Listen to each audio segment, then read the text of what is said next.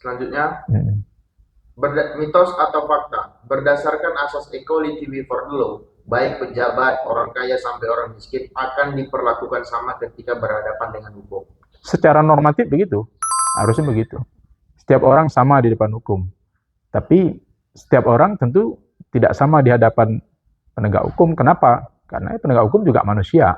Saya pernah buat video tentang itu. Penegak hukum adalah manusia yang menjalankan hukum.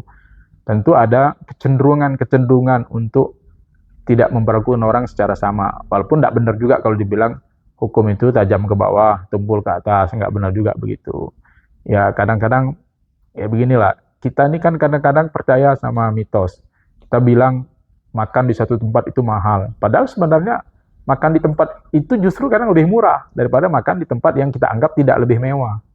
Ya, saya kan sering tuh kita mengalami. Naik angkutan tradisional kita anggap lebih murah daripada naik taksi online misalnya. Padahal sebenarnya kan lebih mahal kadang-kadang.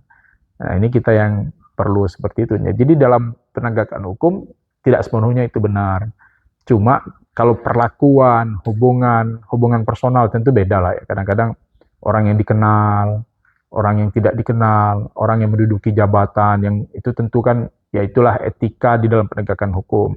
Masa pula orang yang misalnya pernah jadi pejabat, pernah dihormati, lalu kemudian didorong-dorong seperti pencuri, pencuri berandalan preman itu kan nggak mungkin juga. Tentu juga dia secara objektif itu dapat dibenarkan juga. Orang yang kooperatif dalam proses penegakan hukum, ya tentu kan tidak perlu juga diperlakukan secara tidak manusiawi. Karena prinsipnya adalah semua orang yang tersangkut masalah hukum itu tidak boleh diperlakukan tidak secara manusiawi. Nah, lalu bagaimana dengan kemudian penjahat-penjahat yang apa? Ya kan penjahat-penjahat itu ada kecenderungan untuk melakukan perlawanan loh. Maka memang perlu diborgol.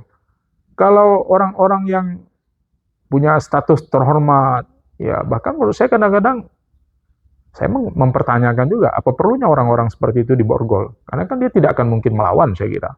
Melawan petugas. Dia juga tidak akan melarikan diri. Malu dia kalau melarikan diri.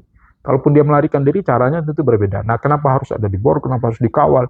Itu kan terhadap penjahat yang memang berbahaya. Itu sebetulnya. SOP-nya seperti itu. Terhadap penjahat yang berbahaya, apa misalnya pembunuh, itu dia punya, ya membunuh orang aja dia mampu kan, ya bisa jadi dia gelap mata.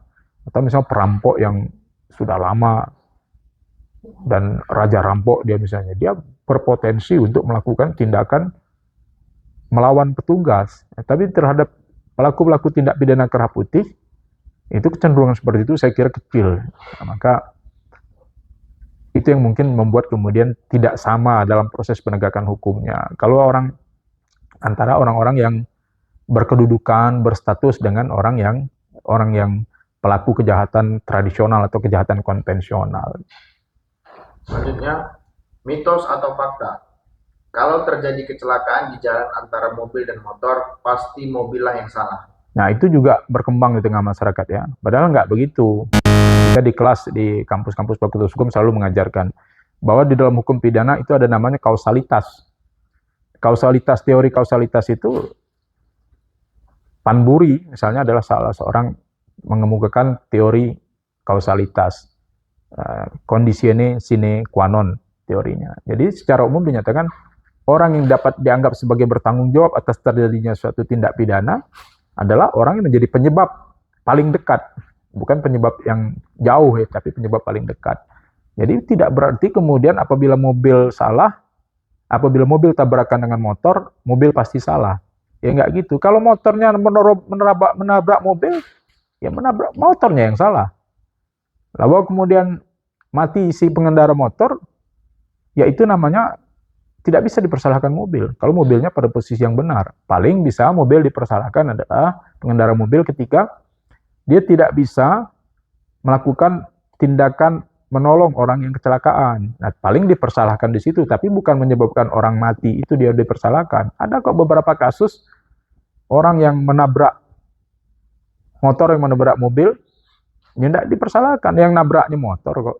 Jadi harus dilihat dulu, mana yang salah. Apakah dia kecelakaan disebabkan oleh tindakannya sendiri atau oleh kelalaian yang disebabkan oleh pengendara mobil.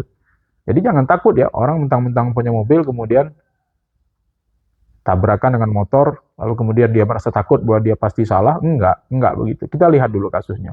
Enggak serta-merta setiap orang kemudian begitu dia jadi terlibat kasus kecelakaan, dia mobil pasti salah. Enggak bisa begitu. Enggak bisa asal kemudian antara bapak sama anak sesalah-salahnya tetap bapak yang salah, kan enggak bisa juga logikanya seperti itu. Tetap ada juga peran. Kita hukum pidana ini melihat objektivitas terhadap fakta-fakta. Baik, selanjutnya mitos atau fakta. Jangan jadi saksi karena bisa saja jadi tersangka.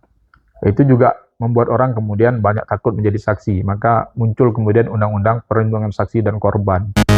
Itu nggak benar juga ya, karena mana bisa begitu pula. Orang kemudian dianggap sebagai saksi kalau kemudian dia jadi tersangka. Ya dia akan jadi tersangka kalau dia saksi kemudian ternyata dia terlibat. Nah itu yang namanya orang yang dianggap sebagai justice kolaborator ya. Nah, dia orang yang terlibat, kemudian dia jadi saksi, nah, maka ancaman pidananya diringankan terhadap orang yang seperti itu. Saksi yang bekerja sama, padahal dia juga adalah pelaku. Bisa juga dia disebut sebagai saksi mahkota. Tapi kalau dia tidak terlibat sama sekali, ya nggak apa-apa. Nggak mungkin orang yang dijadikan tersangka itu kan adalah orang yang diduga keras karena perbuatan atau keadaannya, diduga keras sebagai pelaku tindak pidana. Ya mana bisa orang yang tidak salah? Ya, prinsip tidak mungkin orang. Ada prinsip actus non facit reum nisi mensit rea. Suatu perbuatan jahat tidak menyebabkan orang itu dipidana kecuali pikirannya jahat. Nah, sebaliknya ada azas cogit digesen punam nemo patitur. Pikiran jahat saja tidak menyebabkan orang dipidana kecuali ada perbuatannya. Gitu. Jadi jangan takut jadi saksi. Ya, orang jadi saksi kalau Anda benar, ya justru Anda membantu negara, membantu masyarakat, membantu korban kejahatan. Jangan mikirkan kemudian kasihanlah gara-gara saya orang itu masuk penjara. Jangan lihat dari sisi pelaku aja. Lihat juga dari sisi korban. Anda menjadi saksi, Anda menyelamatkan demikian banyak calon-calon korban berikutnya, dan Anda memberikan keadilan kepada korban suatu tindak pidana. Jadi saksi itu penting loh. Terima kasih. Assalamualaikum warahmatullahi wabarakatuh. Sampai jumpa di video-video berikutnya.